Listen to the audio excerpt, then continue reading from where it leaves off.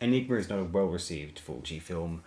I find that the production values are fairly effective at times, although it does not match the finest of the man's oeuvre.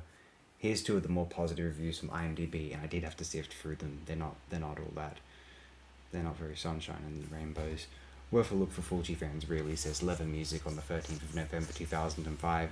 I am not surprised to see mostly negative reviews for Fulci's 1987 Carrie-inspired Aenigma.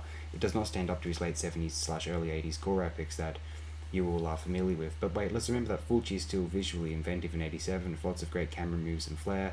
The man knew how to tell a story, folks. He may have been a jerk to his colleagues, but what a great craftsman. He was trying to make a US-style teenager quasi-slasher popcorn movie here, a lighter, less horrifying type of deal. I think it should also be said that this was well cast. The beautiful college girls each play their roles with unique personalities, something you won't find in most US films of this type. The geeky girl in the red dress is a hoot, and so is the famous snail scene. Best of all is the English new wave/pop sappy romance song that sets up the audience perfectly. It's an interesting and engaging story, even if it is clearly inspired by Carrie. And unlike so many other horror films, the ending is rewarding, logical, and suspenseful.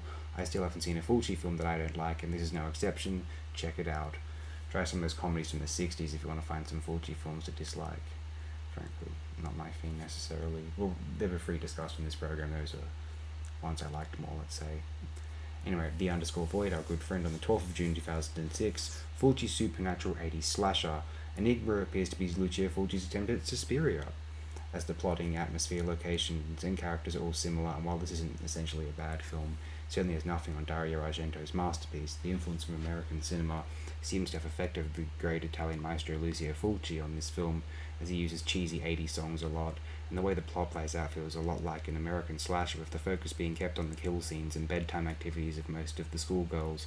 The film forsakes logic at almost every turn, and much of the plot isn't explained and doesn't make a lot of sense. The central theme of a young injured girl possessing several members of her school and taking revenge on those that wronged her springs to mind immediately, as this isn't explained at all, and that makes it hard to buy into the film. The way that Fulci handles his plot isn't very good either, as we are never made to care for her plight, and therefore the fact that the plot doesn't make sense is made all the more irritating.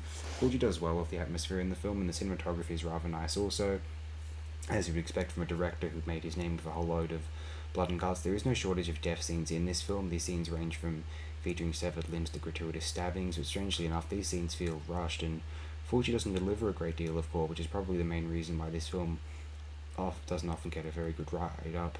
Lucio Fulci has a bigger filmography than you would think, and many of his lesser-known films, such as The Devil's Honey and Don't Torture a Duckling, turn out to be his best. The latter I agree with, not the former, This film, however, is one of the director's more average efforts on the whole. I don't think Fulci really cared too much about the supernatural angle of the story, and so the film has ended up being disjointed and illogical.